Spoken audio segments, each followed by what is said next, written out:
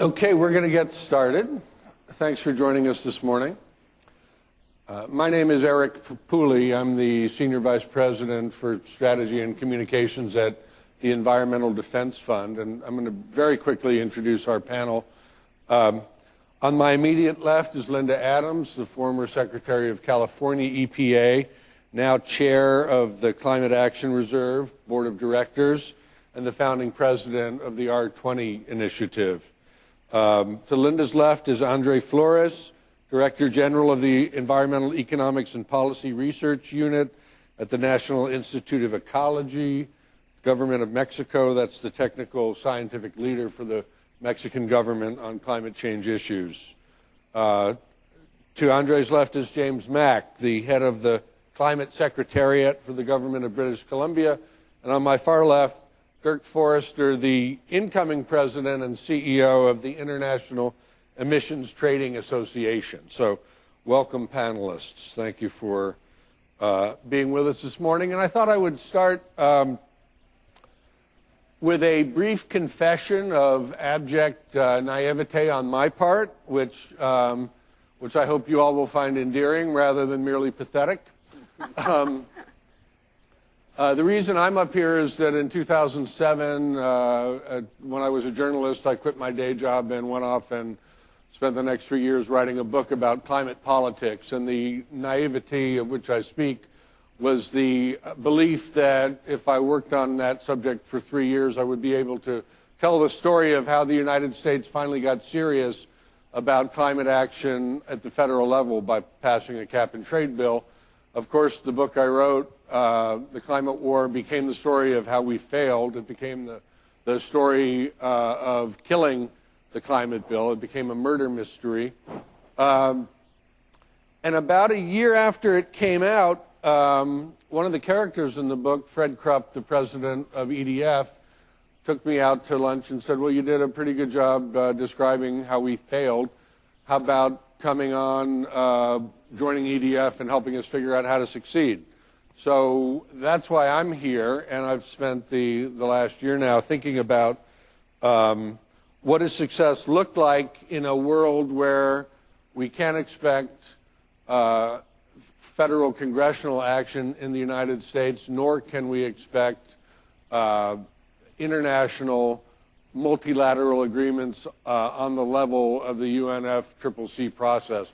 If our largest national entities aren't leading and the international process can't find a way forward, what does success look like? And I think we're here this morning to talk about some of the good news of what has in fact emerged in what I like to think of as a ground-up or bottom-up approach to climate action that puts together a coalition of the willing, if you will, among states, regions, national entities, and others who are in fact not waiting for 190 nations of the world to agree on something, or the putative leaders in Washington to get going. I thought that Bill Riley's comments on the state of play nationally were right on the money before.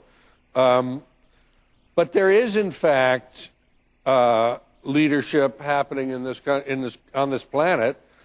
We are seeing a network of emissions trading programs emerge, and we are beginning to explore possible linkages and bilateral and multilateral agreements among those, and that's what we'll be talking about. We know that progress never comes easy in this area. It's always 2 steps forward, 1 step back, best case. So we'll talk about obstacles, legal, political, logistical, to linkages between California and other emerging carbon markets. And we'll think about public perception as well and how to rehabilitate the idea of cap and trade itself that Bill Riley was talking about, and the perception of emissions trading at a time when brokers, bankers, and others are deemed to be part of the 1%. So given that we're in California, I thought we'd start with Linda. Linda, you mentioned that since leaving Cal EPA, you've been doing a lot of traveling and telling the California story overseas. So let me just ask you to share some of the story that you tell and the stories that you're hearing that give you some hope that these kinds of linkages can happen.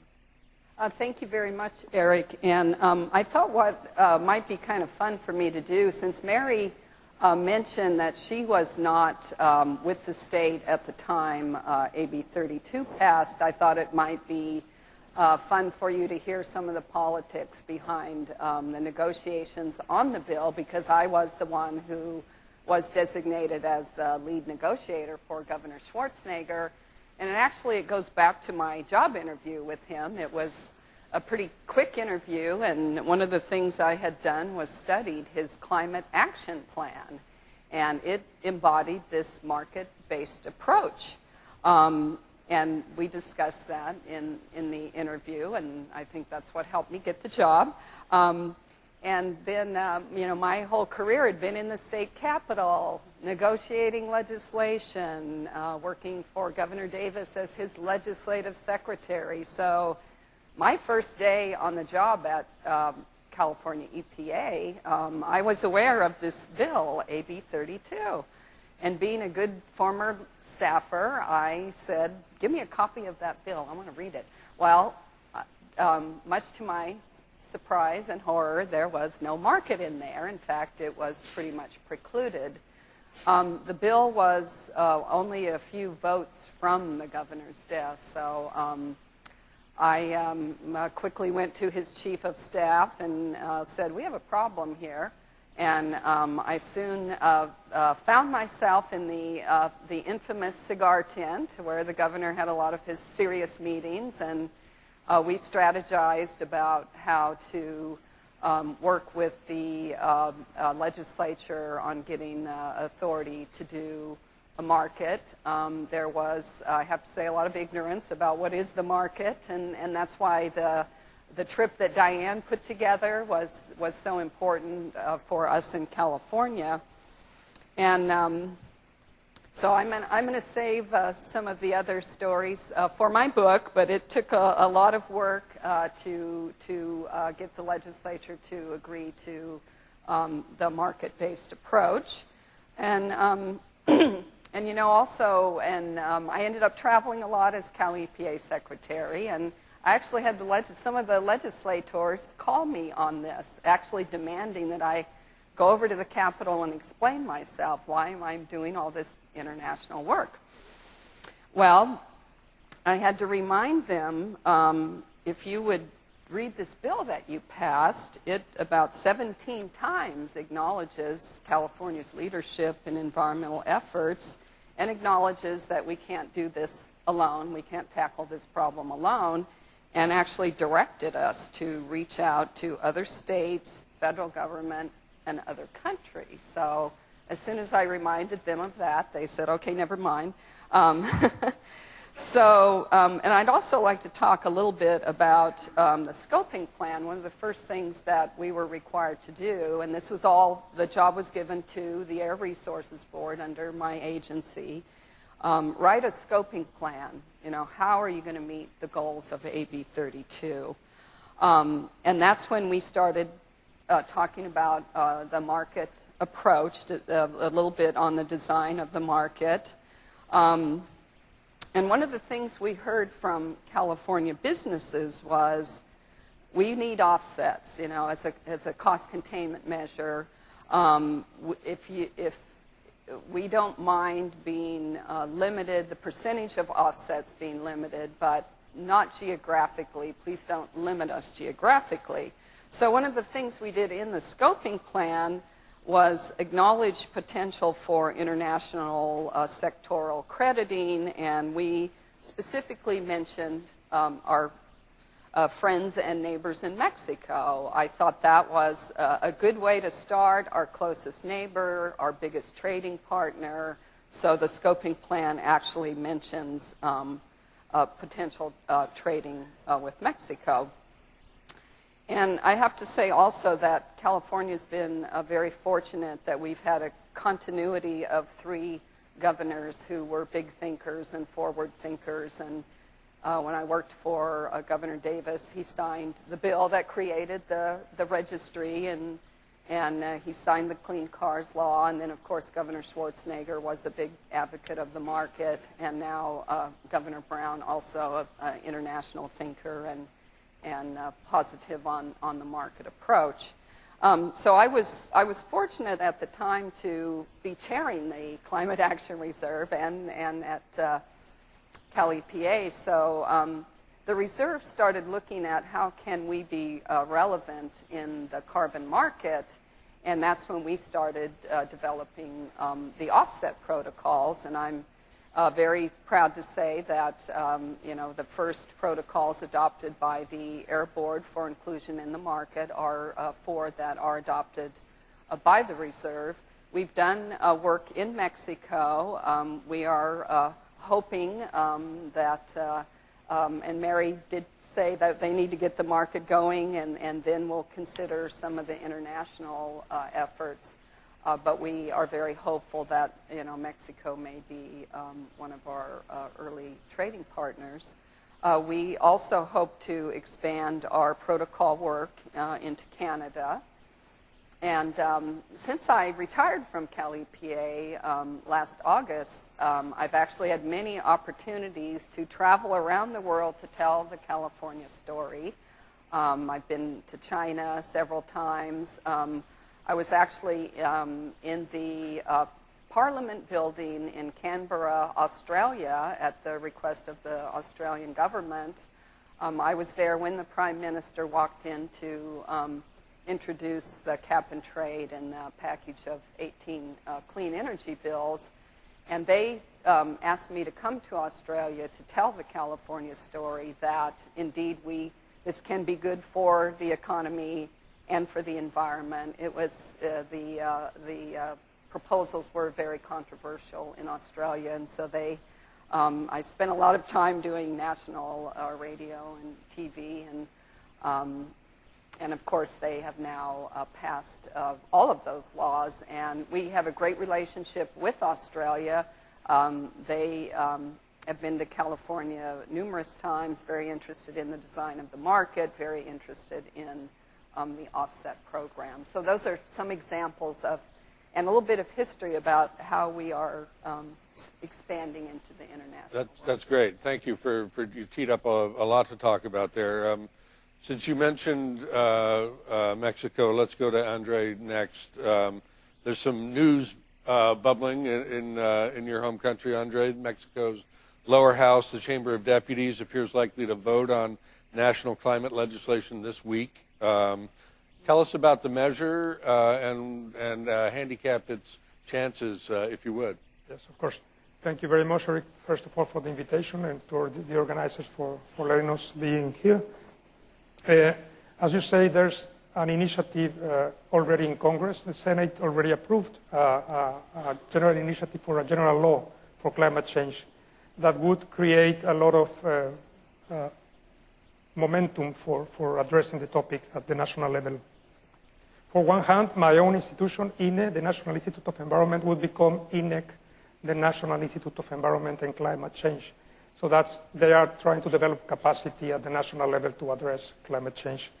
And also they are, with the law, trying to convert into a more stringent instrument what Mexico committed already on a voluntary basis in Copenhagen and then in Cancun. That is to set a target of 30% reduction of greenhouse gas emissions by 2020 in relation to a baseline. And to do that, if the law passes and that becomes a law, a piece of law, we have to convert that into programs for low emissions development, for green growth, also for adaptation on the other hand, and they would translate into actions by all sectors, by the private sector first of all. And one of the ways to achieve that target, the 30% reduction that we are committed to achieve, is through markets. We see that markets have a lot of potential for achieving that goal that we are setting. By the way, the long-term goal is 50% reduction on emissions by 2050 in relation to what we had in year 2000. So it's very, very ambitious, a very ambitious target. We have already started. There are many actions that Mexico has done to try to move on the direction of abating emissions. Even on the markets side, Pemex, for instance, one of the largest emitters, the state-owned oil and gas company, had already in place a voluntary emissions trading system for some time. It's already phased out. But they tested it, and it was a good instrument for some time while it lasted. So we have some experience. We also have some capacity developed through the CDM, the Clean Development Mechanism of the Kyoto Protocol. We have capacity to assist enterprises that are willing to achieve, to put in place projects through the CDM, and also to assist state governments that are interested in mitigating emissions and achieving adaptation targets, adaptation goals. We are working a lot with the state governments from the federal government to try to support their development of state-level action plans. And some of these states are already thinking on how to get inserted into domestic voluntary emissions schemes or even international emission schemes with, for instance, California or other countries outside of Mexico. There's been also a lot of discussion about a North American emissions trading system, as you all know. And there's a lot of interest on the Mexican side on that type of scheme, and even to link some of our goals to the European system would be something that we would be willing to consider in the future. Mexico has, as I was mentioning, a lot of some experience, not a lot, but a lot of interest in achieving its targets and trying to get the support that it can get from the international arena to do that. And markets are one way to do that. As I was saying, we have advantages, of course. The marginal cost for mitigating emissions in Mexico is still relatively cheap compared to developed countries. So that makes us attractive, I think. We are also, we are not a major emitter, but we are the 13th largest emitter in the world. We had in 2006 709 million tons emitted of CO2 equivalent. And there's a lot of potential in several sectors, especially in the energy transportation sector. So we have, I think, some advantages to enter into markets. And one of the most important ones probably is the leadership that we have from the president down, and also the interest that we have in really achieving our targets. So thank you. Just so we're clear, the bill that's pending, if it passes, would not mandate a emissions trading program, but it would authorize one. So would it have what sort of practical effect would it have? And since it's reinforcing the targets that you set voluntarily in the Copenhagen COP, does that sort of clarify the rules of the road for businesses in your country? Does that reinforce that those targets are, in fact, what they should be planning for in their investment decisions? Yes. To tell you the truth, I don't know yet. We don't know yet what is going to come out of Congress, of the lower chamber of Congress this week, because there's been a lot of lobbying, especially from the private sectors, from some industry. But the initiative that we saw, the last one that we saw that was already passed by the Senate, agreed to have a voluntary market scheme, an emissions trading scheme that would be set on a voluntary basis in order to reach the national target, maybe through cap and trade systems. But we don't know yet if it's going to be a one cap and trade or sectoral cap and trades or even regional cap and trades. We don't know yet what will come out in practice. Okay. The law has to be converted into regulations, and that is when we will see how much that affects really in practice. Okay. Thanks for that. Thanks for that clarification. James, let's go up north to British Columbia. You have a successful carbon tax that's been in place for a few years now. I believe it returns most of its proceeds to the taxpayer. The province, though, has not been able to take a leading role in the next stage of the Western Climate Initiative, in which California and Quebec are starting to link their programs. I know the politics have been challenging. Tell us about that. Well, I think the first thing in British Columbia that's important for you to understand is climate change is actually a big issue in BC. So it is a top-of-mind issue for British Columbians. A couple of things to understand that is we have a relatively small economy, relatively small population, but a lot of land. And a couple of things that have happened is over the last 20 years, we've lost over 10% of our glacier mass in BC. In some areas, that's as high as 20%. We've had 16 million hectares of pine destroyed by the pine beetle, which was due to 10 years of unseasonably warm winters.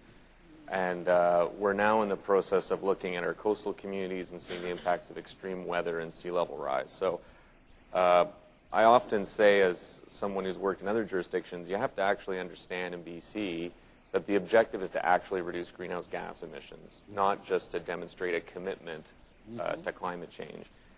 And what BC did in 2007, when it decided to take this on, was it did a bunch of things. One is it decided not to proceed with some coal-fired electricity plants, which was a huge go, no-go decision in BC.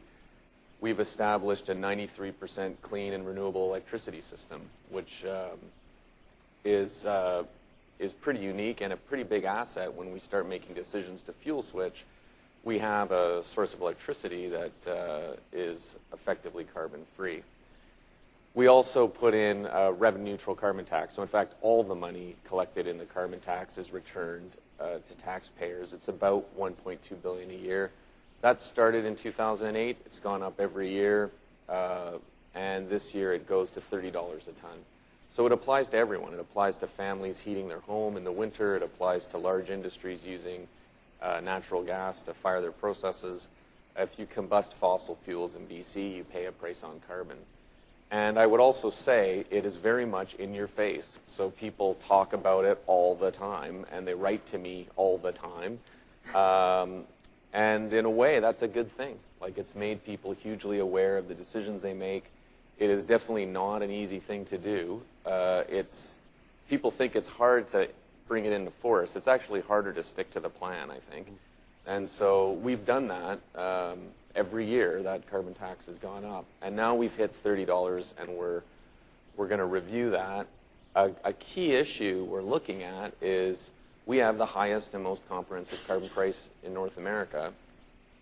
And we're sort of looking around because what we don't want to see is BC become an example of climate policy being a negative. We don't want to see companies we have companies that operate in both BC and Washington, and we don't want to have examples where companies just dial down one operation and dial up another, and we get a bad example of climate reductions. So we have to be a bit careful. On cap and trade, BC strongly... Before we move to cap and trade, let me just interrupt and excuse me for doing so. How much do you raise in a year from the carbon tax at $30 a ton, and what are you doing with the money? So we collect $1.2 billion in revenue in. There's a requirement that our budget actually has to line by line how that works. So we provide corporate income tax reductions. We have the lowest corporate income tax rate in the OECD. We have the lowest personal income tax rates in Canada if you make up to $120,000. We provide a rural and northern homeowner benefit, recognizing the heating costs for those communities. We do a low-income taxpayer dividend, a few targeted exemptions to small businesses and agriculture. And so all that money flows back through tax cuts in those ways. How much of or just tell us a bit about the political scrum around the spending of that money. As Mary Nichols said in the first plenary, people in California are sort of waking up to the fact that there's a lot of money involved here. You've been through it in a slightly different context, but well, I think one of the things about the BC carbon tax, it happened very quickly. So people were informed that there would be a carbon tax, and they were informed about the tax cuts. And so largely that's settling in. And I think there's two big conversations that happen. One is the common thing is, well, it's not revenue neutral to me, which, our intent was to be revenue neutral to the economy. But there is a large debate, and I think what's interesting in terms of human behavior is even people that benefit from the carbon tax, so Northerners typically collect more money through the benefits than they pay in carbon tax. But they'll often look and say, but I think those people got a better deal than me. And so there's a lot of conversation around that, and that's difficult. The second one is because everyone's tight for money right now, there's a lot of people who want to spend the money. So we have huge public transportation pressures in BC. We've done a lot of work. It's been hugely successful. Every time we build public transit, it exceeds capacity at the moment we deploy it. The demand is great and the costs are great. People would love us to direct the funding to public transportation. And there's a lot of other, there's no shortage of good ideas on how to spend money. And so that's, in fact, one of the issues that people are looking at right now is if we were to raise the carbon tax, would we look at it still being revenue neutral, or would we look at it as a targeted spending exercise? And that's been key. I would say, as lessons learned, though, there's always a temptation to scale these efforts back. And one of the hardest things for the BC public is they know that there will be taxes. And effectively, right now, you decide where you want to be taxed. Is it better to be taxed on your environmental footprint, or is it better to be taxed on every time you get a pay raise or if you start your own business? And at a fundamental level, there's no right answer to that question. But we have, in BC, there was a poll done, and the question was asked that said governments need taxes to pay for health care and education. Where do you think we should collect it? And overwhelmingly, British Columbians thought corporations should pay. Their second most popular was, if it's going to be me, it should be on carbon or other environmental taxes. And I think that's an important thing to remember. In BC, half of it's about climate change, but half of it's about good tax policy. Mm-hmm. And we're taking a hard look at those issues now and trying to figure that out. And where's the public on the cap and trade question? Well, what's interesting on cap and trade is we've actually had a leadership and still have a leadership position on cap and trade. BC was the first co-chair of the Western Climate Initiative. We had, just to back a little bit up, when we decided to act, we adopted a lot of California measures as kind of ready-to-go policies that we could move on quickly. So the California tailpipe standard, we were the first Canadian jurisdiction to adopt it. It was replicated by other provinces. So when the federal governments chose to act, about 79% of Canadian GDP had already said they would do it. So it was actually a good move for the economy to kind of look at this in steps. Our expectation is cap and trade will follow a similar model. We're the first co-chair of WCI. We have our enabling legislation in place. We're hugely supportive of Quebec and California's efforts. Our minister did inform our legislature that we won't be implementing on the same timeline as California. But that's largely because we're in a unique position in North America that we have a price on carbon. Mm-hmm. So the irony for us is moving from a very certain $30 a ton price. I think what was difficult for British Columbians was to enter a new system that's not tested. Mm-hmm. Although we're sound with the principles of it and the implementation of it, the reality is we would move for our large emitters from $30 a ton to a lower number for a period of time. And so we're being cautious about how we enter into that. Mm-hmm. And I think it's actually a good problem to have because it starts from a position of we're actually reducing our emissions. The last one I'll say as well is we're a carbon neutral government in 2010. We're the first government in North America to achieve that. That's meant that we now buy 730,000 tons of offsets every year in BC that meet our regulatory standard. We're the third largest buyer in North America, and that's forced a lot of hard work in protocol development, business community development, us getting used to buying them, a huge public debate about whether offsets are a good instrument or not. We've come through that. The government's committed to staying the course on it, which means, you know, when I look at the situation in BC is we've made tough decisions to reduce emissions, we've got a price on carbon, we have an offset market that works. I think we're actually very well set up. And for us, the big issue is when do you actually start linking with other regions? And that's very much the position we're in. Thank you so much. We'll come back to that question of offsets. And the public perception and the debate. That's a big topic. First, I want to go to Dirk, who's been very patient over in the corner. Dirk is about to move to Geneva as the new head of AITA. So Geneva, land of diplomats. So let me ask you to put your sort of diplomat hat on for a minute, Dirk, and talk a little bit about the legal and even constitutional complexities that a state like California faces when it's dealing in the international arena as it is here, since the federal government rather jealously guards its ultimate authority with respect to shaping U.S. foreign policy. This is obviously these waters are navigable, and California has spent a lot of time thinking about them. Walk us through what some of the issues are, if you would. Well, I think some of the first of all, I should say thanks to Gary and the team here for putting on a great conference, and appreciate being able to be a part of it.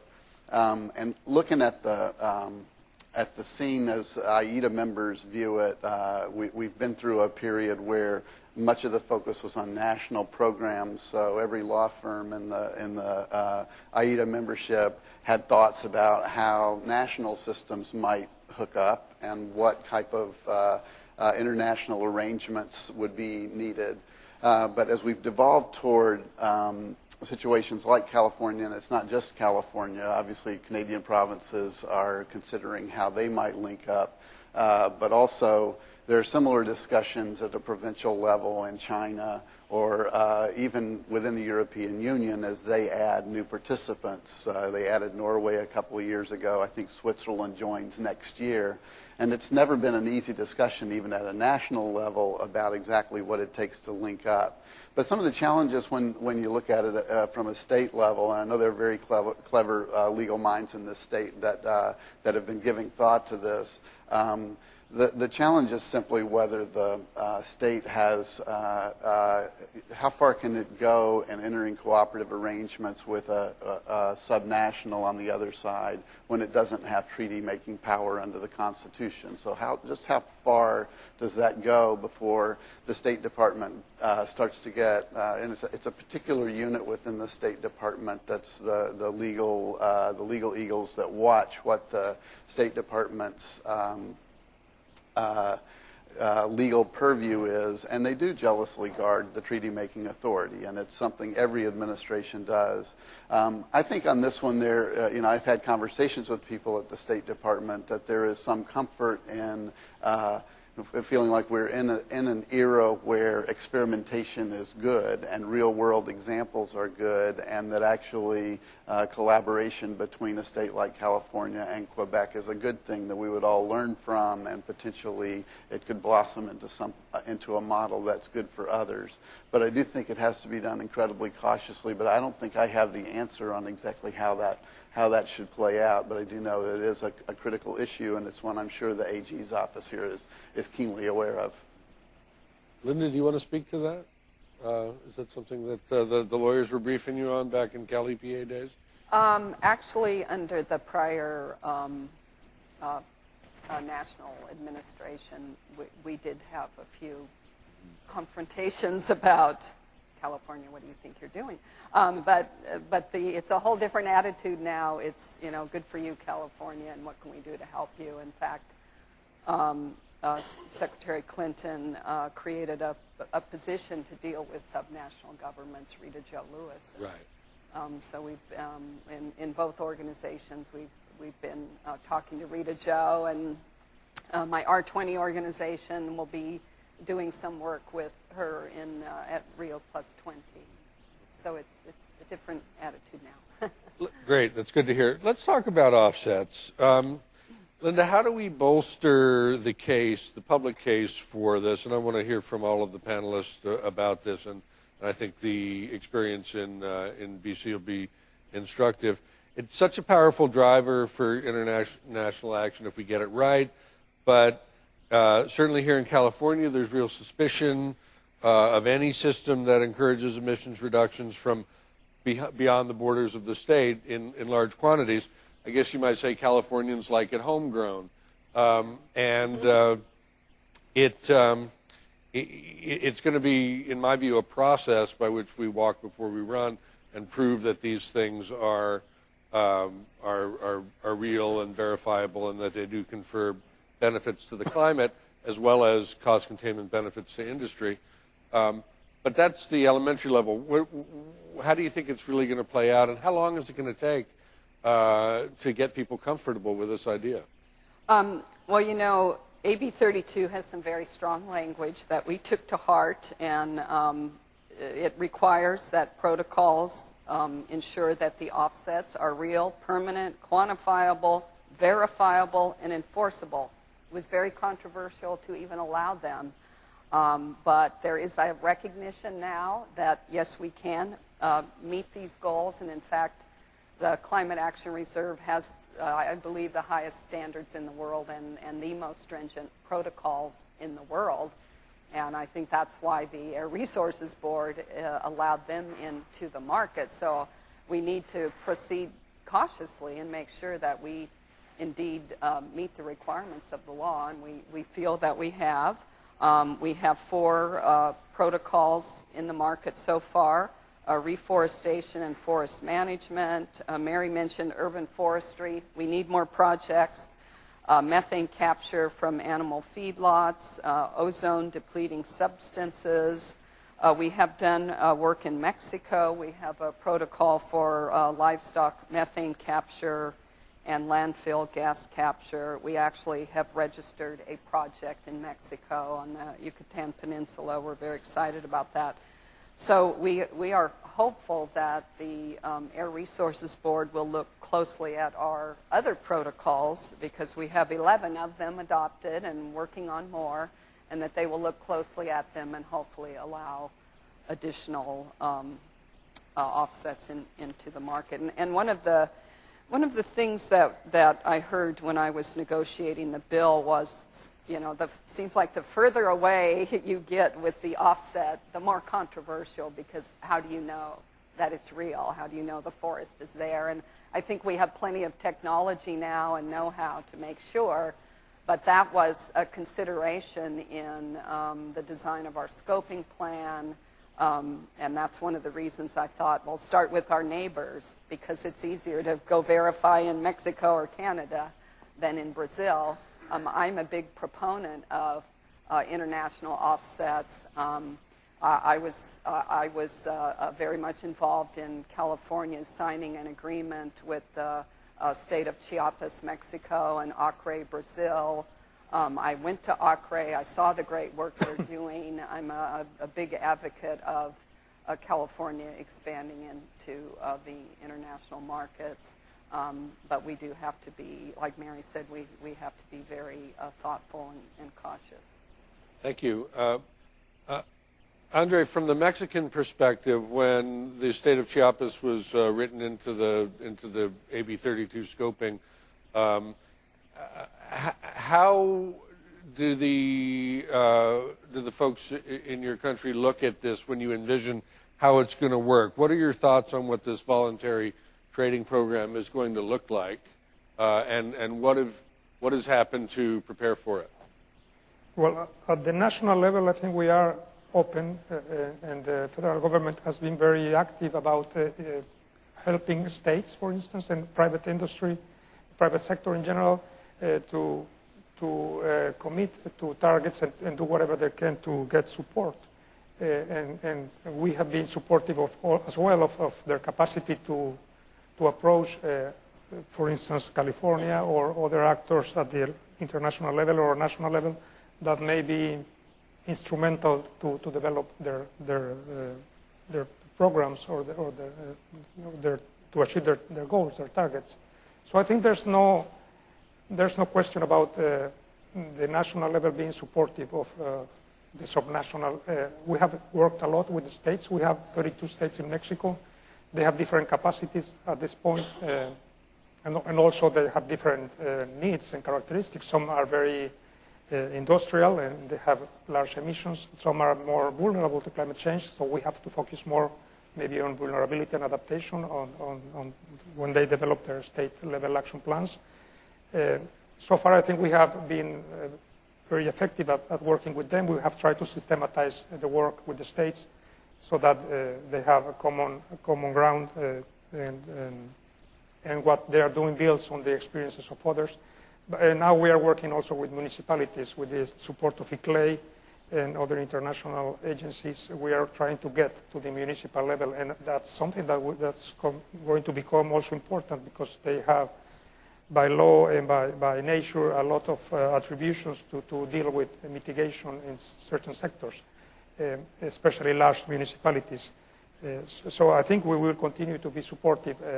We are close to the end of the administration. We cannot guarantee what's going to happen next year, but at least we are setting the ground, the analysis, the tools, and even the processes, so that it is continued next year. We are now leading a vision for low emissions development strategies for the midterm, and that's something that the next administration should take on board, should work on further, we think, and we are trying to achieve it from what we can do now.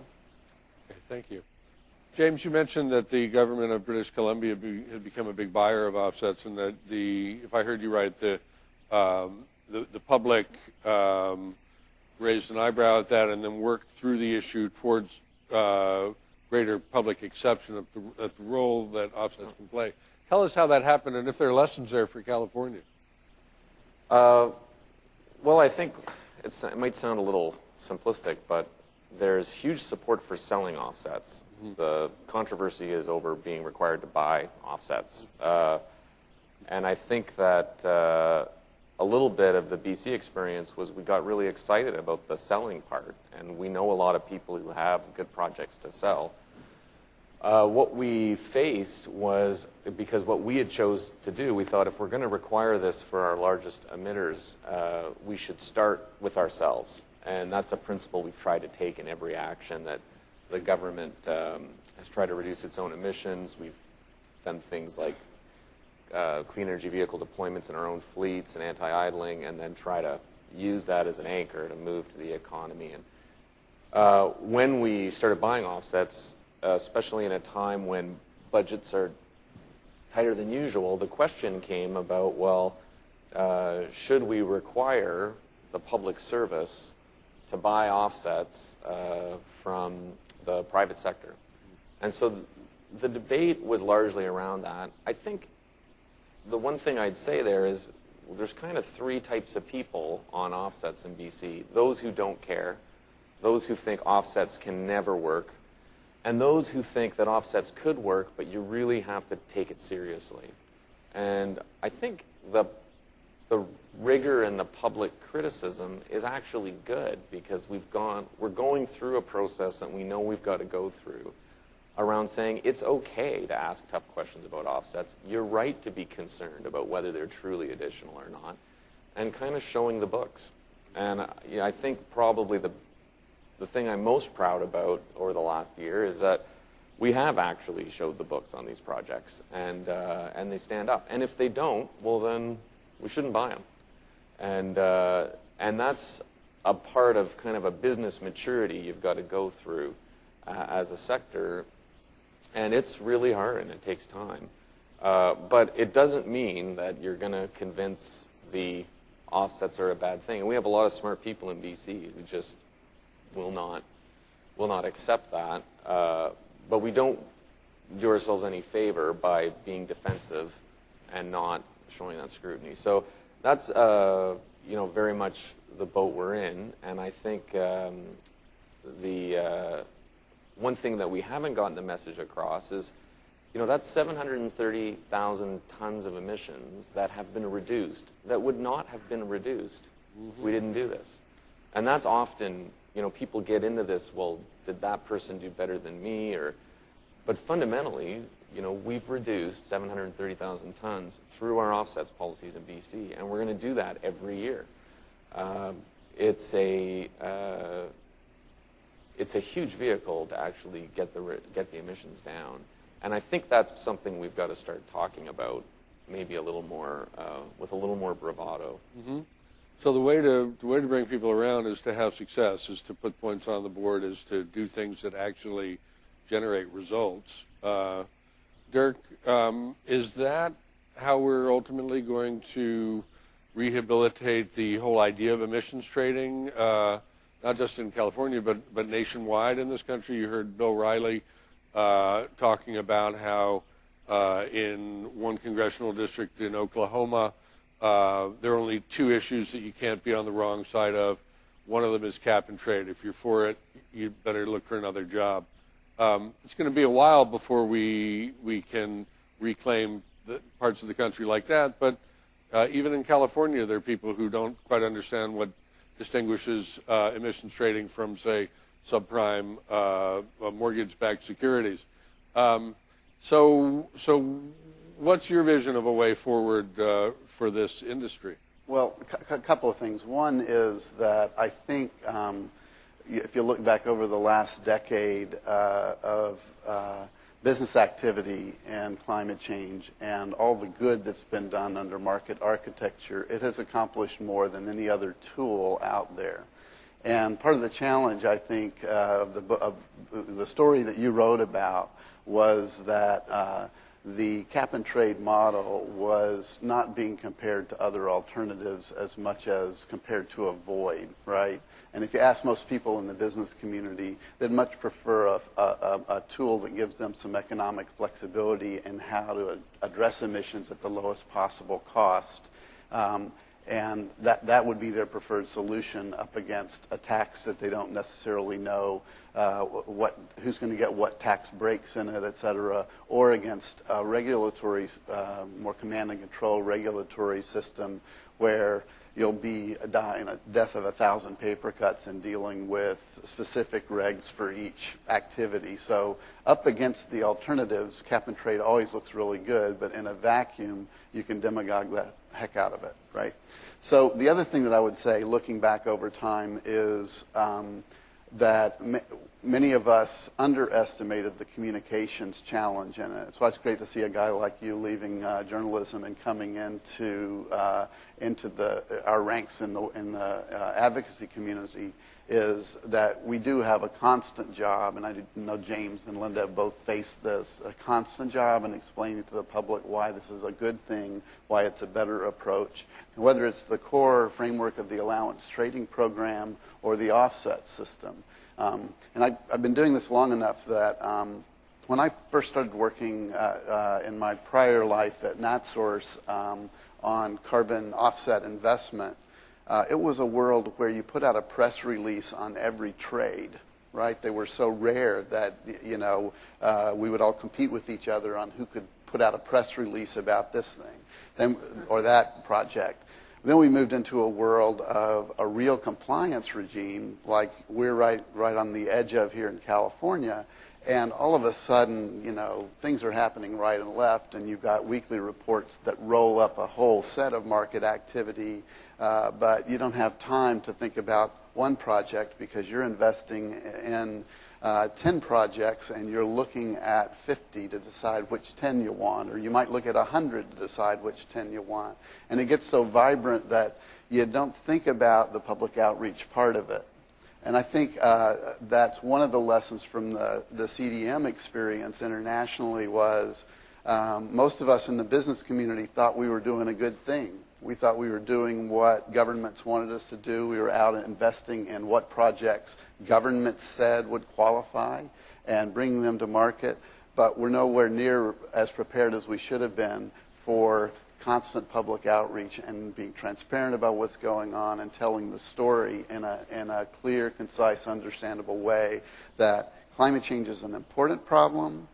We think it ought to be addressed, and we want to do it in the cheapest way possible because, frankly, it's such an important problem, we can't afford to waste money on it. So I do think that's part of what has to happen over time is, well, EPA is apparently going to be giving us some examples about what a strict regulatory system looks like.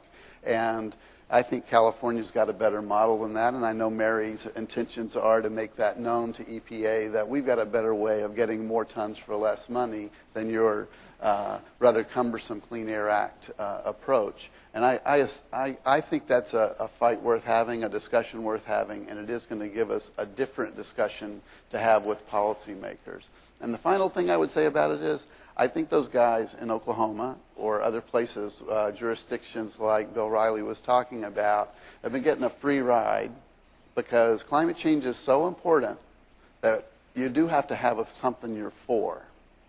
And what they're not acknowledging is that if they're in favor of delay, then typically that really means that you're buying into a much more expensive model because we're going to end up having to pay more for mitigation and more for adaptation.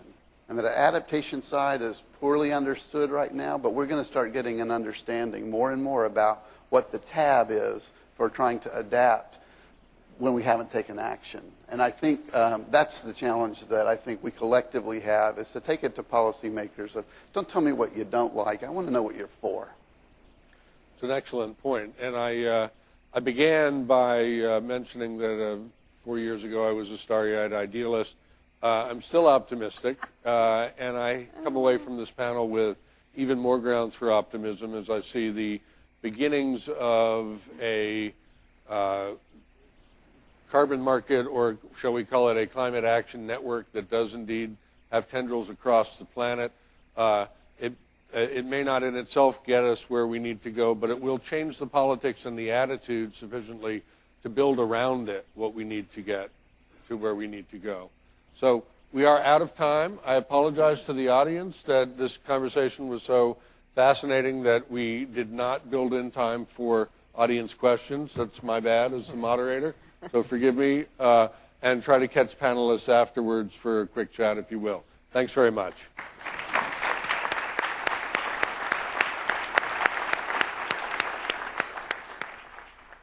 Thanks, Liz.